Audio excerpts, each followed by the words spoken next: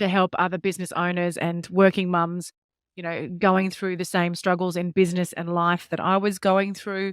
I wanted to share that, the message about, stress and unresolved stress and how bad it is for you. And if you are anything like me, you don't even realize that you are so stressed out, and highlight that. Let people know that you're not alone, that this is real, and, what you're experiencing is, you're not crazy, or, it is something real and you need to address it. And you're the only one that can address it ultimately at the end of the day. But I'm all jumping all over the place. But basically, the message I want to say here is, off the back of really dark moments, marriage breakdowns, major health issues, the loss of loved ones, come some amazing things. There is that silver lining, and you can't give up. You've got to keep searching for that silver lining, and it will appear when you need it the most.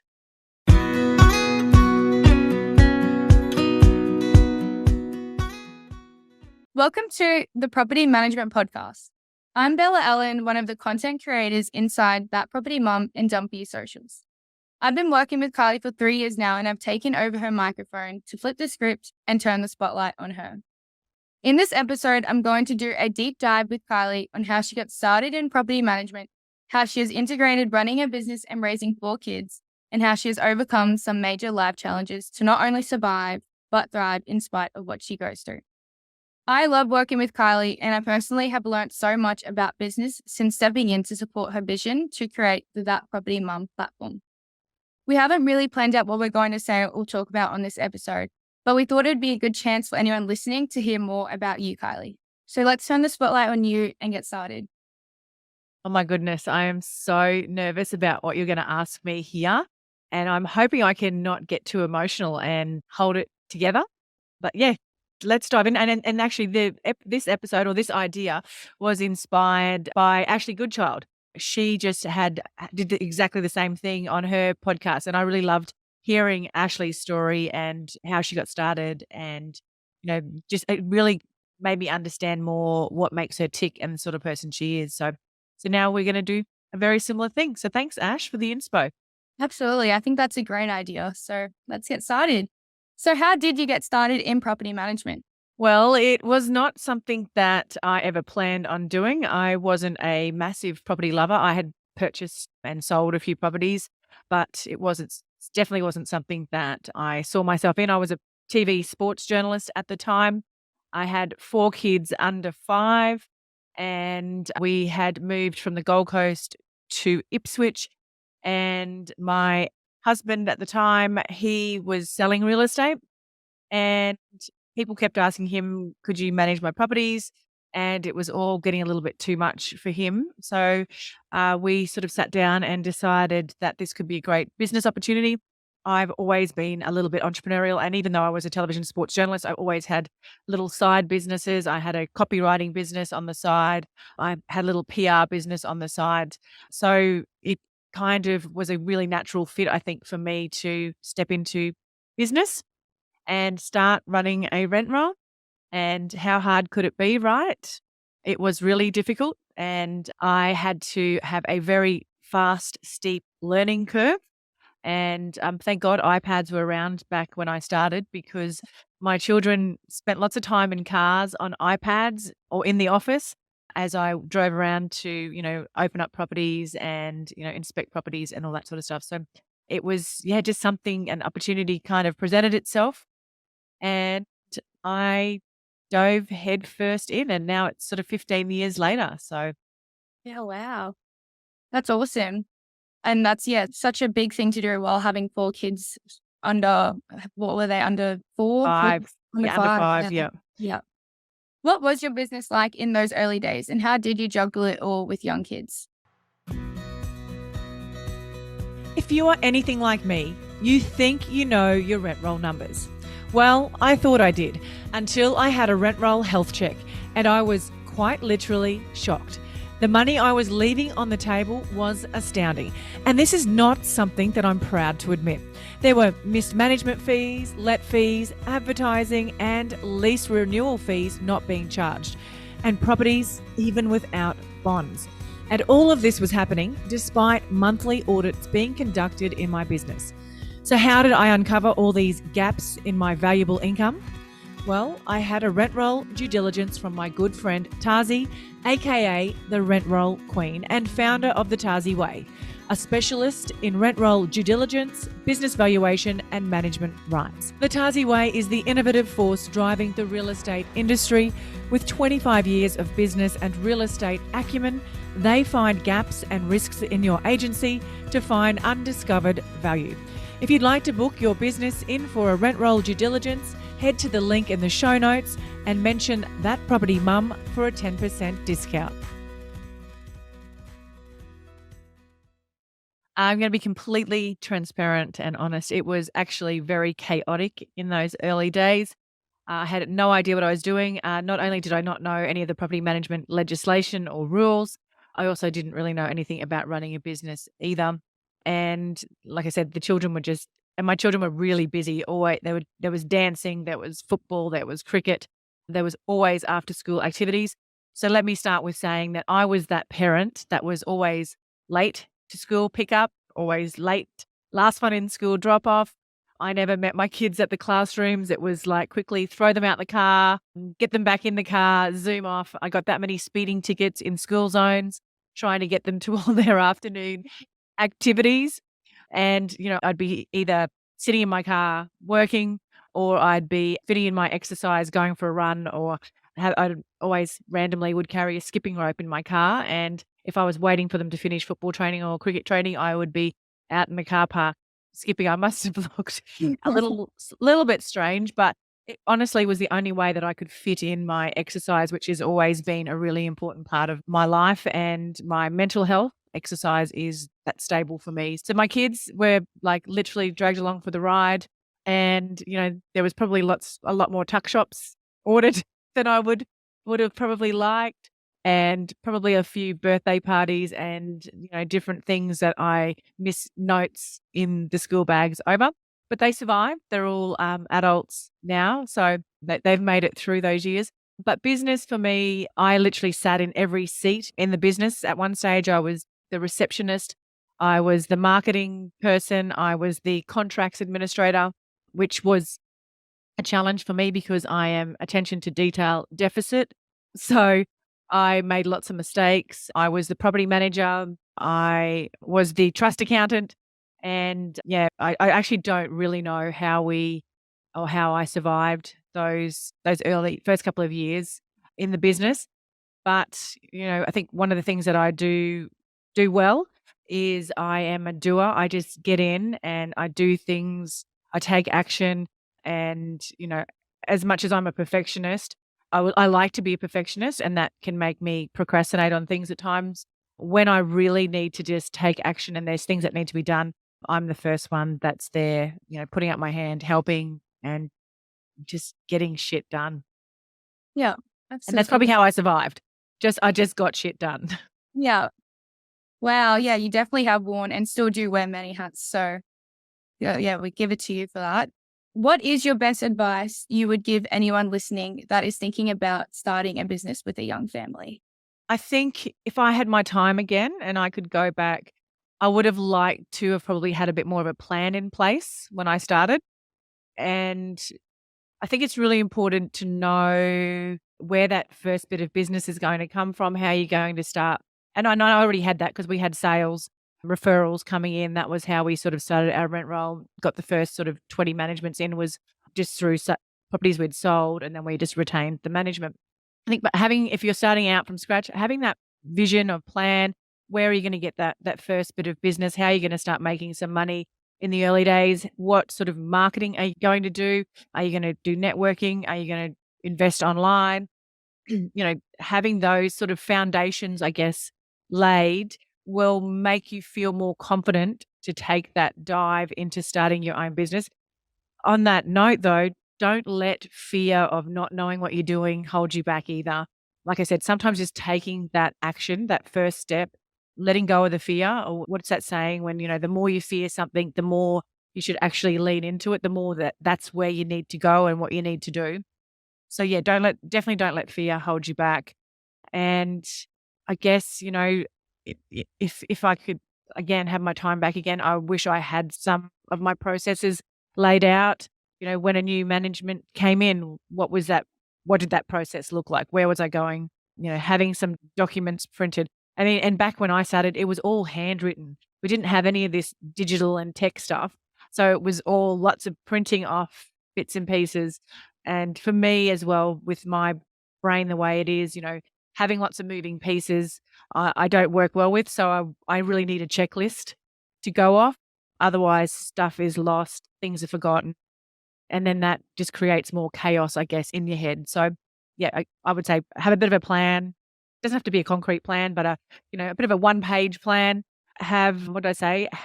Don't fear starting. Don't let that hold you back, and have a few of the basic processes in place. Would be my 3 best bits of advice if you're thinking about getting started. Awesome. That's some great advice there. So, your business has had some great success, but you've also had some major life issues to overcome along the way as well.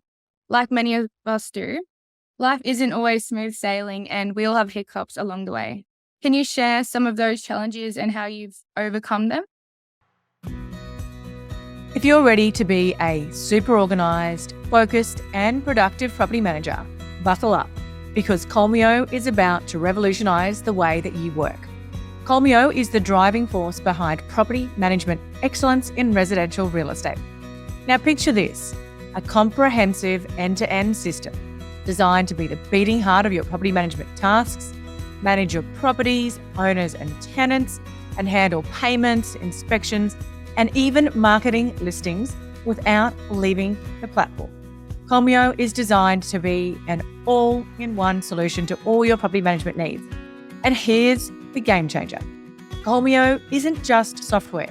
It's been awarded the most innovative prop tech scale up in 2023. Yes, you heard it right. Colmio has been recognized for their groundbreaking approach to property management software. How good is that? So property managers, whether you're a seasoned pro or just starting out, dive into the future of property management with Colmio. You can book in a demo with the team today and go in their weekly draw for a Prezi gift card worth $100.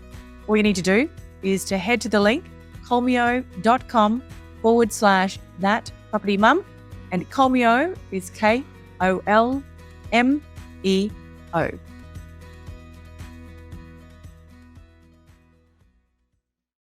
I can, Bella. That's automatically made me feel really uncomfortable diving into some of that. And you're right, like we all do have major life issues and challenges at different times. It would be so unrealistic to think that we're gonna skate through life and not face heartache, not face loss.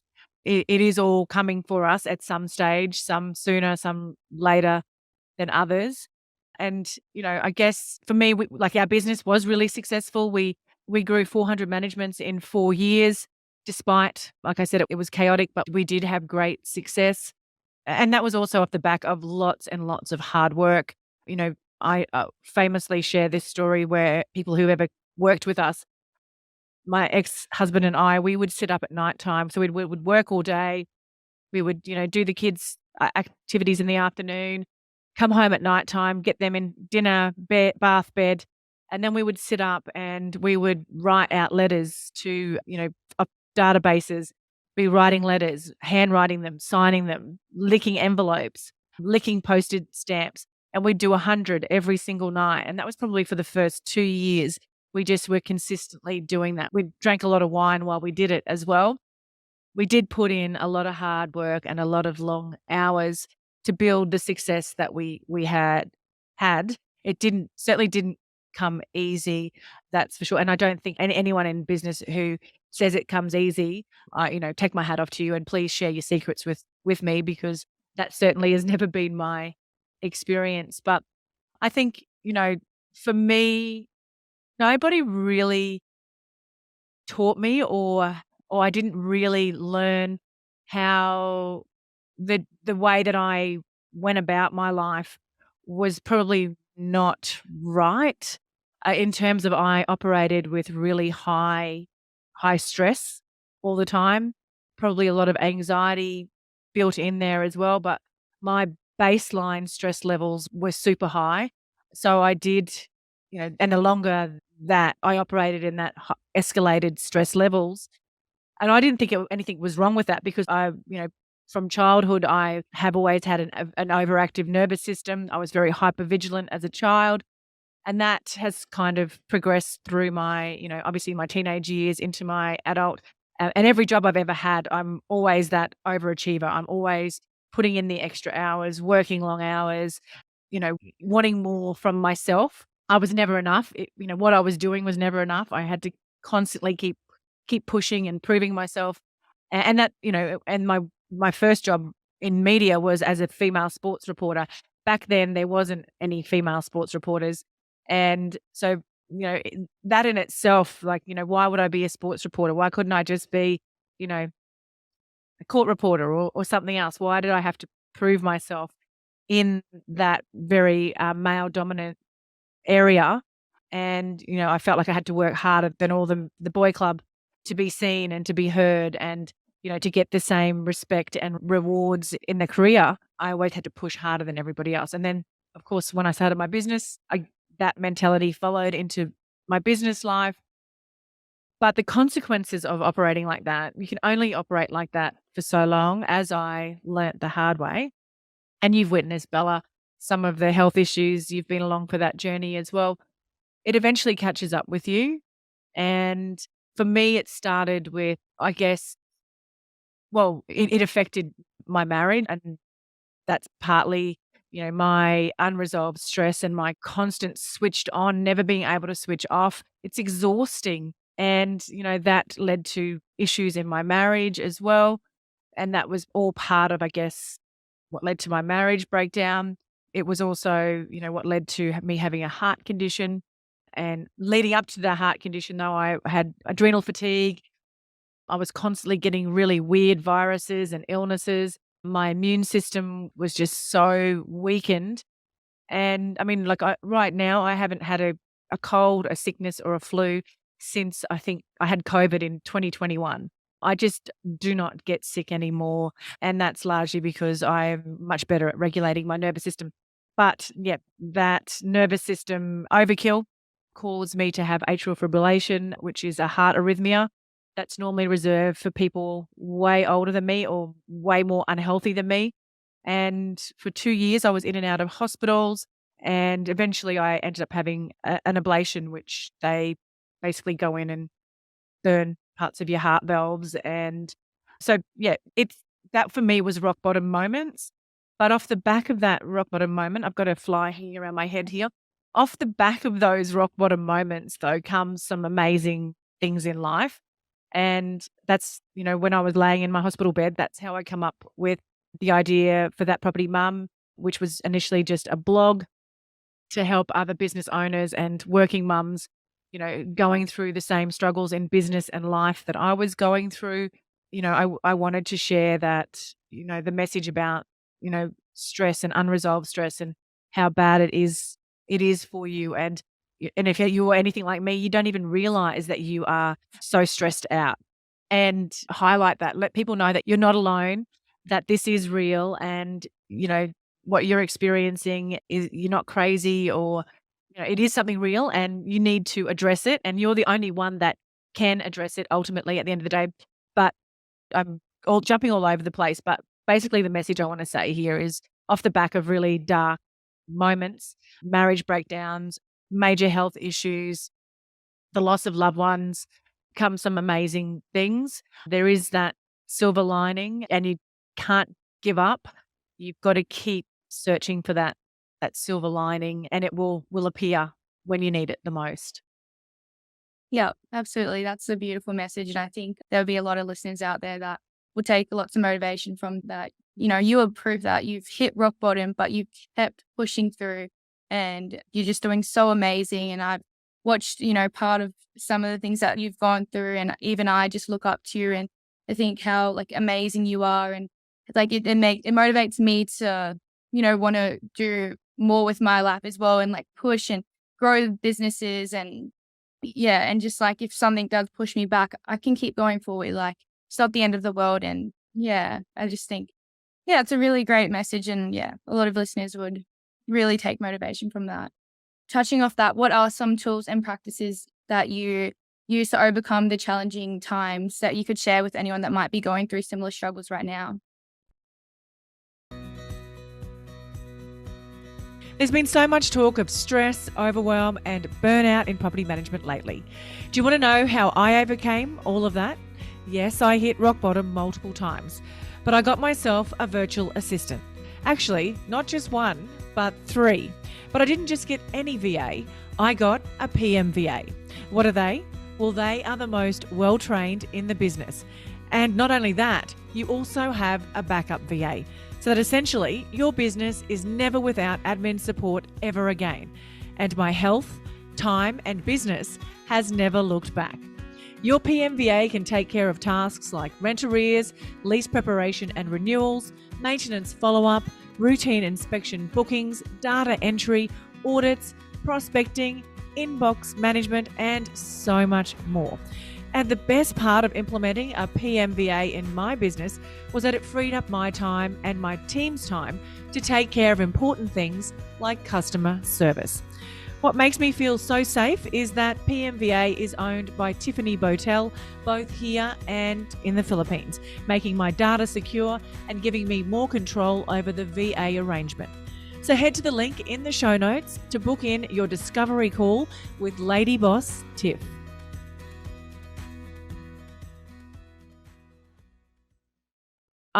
In the early days, especially when I was back going through my marriage breakdown, really did crush me.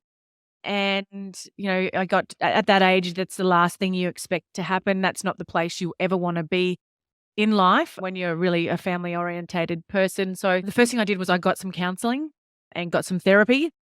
And that was really valuable for me because I am a bit of a people pleaser and I would always put everybody else before myself. And I had to relearn a lot of things about life and myself, and especially about myself. I had to really go back and do a deep dive, and therapy was fantastic for me. And I did all sorts of different therapy. I did spiritual healing. I did, sort of relationship counselors. I saw all different types of people, and that really helped me. And I know therapy is not for everybody, but I can totally, if I can totally attest to the value of it for me. Then, through the therapy, they gave me some other tools. Exercise has always been my go-to when I'm feeling anxious or feeling stressed. I'm always exercising in some form, whether it's gym, I used to run every single day. My knees are bad these days, so I prefer to do softer stuff. I go to the gym. I'll do yoga or I do Pilates or even just going for a walk. I love that. That's one of the tools that is my everyday tool. I also love meditating. For a nervous system like mine, meditation is amazing. And I'm, obviously an overthinker and I'm always in my head thinking new ideas, which, is to my detriment sometimes because it's hard. I think I overwhelm a lot of people when I just start dumping my ideas out on other people. So I have added the meditation and then journaling, which allows me to get my thoughts clear before I just go and dump them on somebody else. And it's also been a great strategy for me in terms of being able to write about my feelings. I'm not a good communicator of my feelings, but my family or my childhood, we didn't talk a lot. It was just my mum and dad and my sister. My dad worked away a lot, and my mum had a lot of mental health issues through my childhood. And she just wasn't a very big talker. So my sister and I had to kind of work out a lot of stuff on our own. So yeah, but we didn't talk about our feelings. So journaling has been a great practice for me in terms of being able to really understand, sometimes you just feel a bit off. You can't work out what it is. And if I journal it's straight away I find out exactly, that's what you're feeling and this is why. And, it allows me then to not project what I'm feeling onto other people as well, which has helped, I guess, keep me calmer as well. What else? What other tools do I use? Obviously just, looking after myself, eating well, sleeping well. I hadn't been a great sleeper, but now I value my sleep and I try to have a really good practice around getting myself ready for bedtime now. I've just gone a month actually without alcohol, and I am actually loving the benefits that I'm experiencing at the moment from no alcohol. After my mum passed away, I didn't want to numb myself and not feel the feelings that I needed to feel. I knew I needed to feel with her passing. Even though I'd been expecting it for 5 years, nothing had prepared me for it, and there was a lot to unpack and process. Not only, being there watching her slowly die over 12 days, although she had been dying for 5 years, but the last 12 days watching her deteriorate and then being there with her and holding her hand in the final moments, there was a lot to unpack. So I made a decision not to consume alcohol, and I have cried a lot. I'm not gonna lie. I still cry a lot.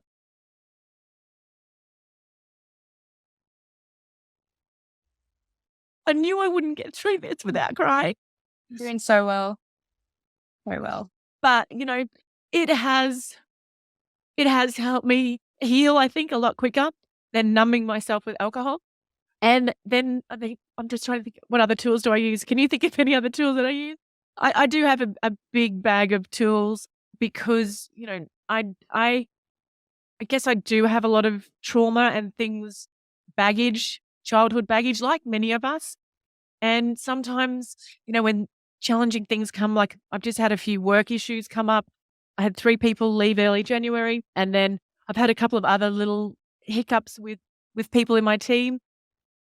And for me, I go back to there's something wrong with me. I've done something wrong. I'm not good enough. I'm not worthy. I'm not a leader. Nobody wants to work with me. And when I get into that funk or that spiral of negative self-talk, it's really hard sometimes to come out of it. So you definitely need to have journaling, meditation, grounding myself, looking after myself, really bring me back from that spiral and allow me to refocus on all the positive things that I have in my life and make me keep moving towards my mission of helping other working mums and business owners overcome some of the hurdles that I have been through. So whatever the tools look like for you when you spiral and challenging things happen, find something to help you, you know, get your sparkle back and get your sanity and your mojo back. Beautiful. Now, I know you have kind of touched base with this throughout this podcast, but you do have multiple businesses running. So how do you manage that? Right now, it feels like everything is I'm dropping balls all over the place. I and that's great because there's been a lot of success, a lot of new businesses coming in, and I guess I'm still overcoming the grieving process, the knock from, the confidence knock or from some of the team issues that I've had. And if I'm completely honest, I'm still struggling sometimes to feel like I deserve that success. And I have a lot of imposter syndrome as well. So, when all this new business is coming in, I'm thinking, do I really know what I'm doing here? Can I really help this person? Am I the person to be doing this? Which I know obviously is the imposter syndrome. So I guess sometimes it's hard to juggle it all. And I don't really know what I do to keep it going. I guess I use a full focus planner. I try every day just to have 3 major things that are gonna get me in the right direction towards my big goals, and I tick off those 3 things, and then anything else I get done after that is a bonus. But I'm very, very intentional about the top 3 things that I have on my to-do list every single day. And I think, some days things go smoothly and I'm very productive, and other days the shit hits the fan and I'm just reacting to whatever's coming in. And, I would love to say that I operate, this amazing well-oiled machines all the time, but the reality is I don't. Sometimes I do, and then a lot of the time I don't. We're going through I'm going through a growth period with 2 businesses at the moment, which makes things challenging. which, just adds another dimension. And then the other business, I am rebuilding a team. So again, anyone listening who has, rebuilt teams will know the challenges that come with that. And I'm finding in property management right now, like that Done For You socials and that property mum aside, property management, the expectations are just getting unbelievably hard for business owners and property managers at the moment. It just seems like you can't keep anyone happy. You know, people are just wanting the negotiation of, getting people to meet in the middle is getting harder and harder. And I don't know what the answer is. And that's certainly something I've got penciled on my to-do list, along with how do we solve the recruitment problems. The other issue is how do we solve this big gap at the moment between what property owners want and what tenants want? How do we get people back to coming in and finding that middle ground? Because I know personally I'm feeling a bit deflated and a bit hopeless at times about that nothing I can do is good enough, or I can't fix these situations anymore. And I don't know what the answers are, but I'm going to work on it. Beautiful. Well, thank you for letting me interview you. I've personally got a lot out of this, and I'm sure anyone listening would have as well. Thank you, Bella. You are amazing. I am so grateful to have you as part of the team. And your growth journey this year, while I have been out of action at times, has been phenomenal. I'm absolutely loving watching you grow and thrive as well. So well done, you. Thank you so much for having my back. Thank you, Kylie. One thing I dread doing is chasing up rent arrears and debt collection. It takes up valuable time and it can often lead to conflict. But it is a necessary evil when you are running a property management business. But there is an easier way to make sure your tenants' rent is paid on time and in advance, and it's called RentPay. RentPay is a secure and simple to use payment platform that saves agents time and money with fast, accurate receipting while making life better for renters. To top it all off, you'll never have to worry about dishonor fees or unknown deposits again. How good is that? Cleared funds are deposited straight into your bank account in a single daily payment with accurate receipting and reference numbers auto-assigned, and it's fully compatible with all trust accounting systems. It's a super flexible payment option for tenants who can pay rent in multiple ways, including direct debit, credit card, or instantly pay with Payer ID. Fees are minimal, and RentPay even helps with the rent arrears process by automating reminders to renters when payments are due or missed. If you are currently paying large bank fees, struggling with constant dishonors because the funds aren't cleared when their funds land in your trust, or wasting time chasing up unknown payments, I encourage you to book in a free demo with RentPay and give yourself and your renters an easier way to pay rent. Can I ask you a quick favour before you leave this episode? Now, we all know how important reviews are for businesses these days, and mine is no different. If you could spare just a minute to follow, rate and review this podcast, it would mean a lot to me. In fact, what would get me super excited is if you share this podcast with someone in the industry who you think might need to hear some of the episodes right now. And if you'd like to find out more about working with me or any of the products I have to help you start, grow or scale your property management business, head to my website, thatpropertymum.com.au, or check out the links in the show notes.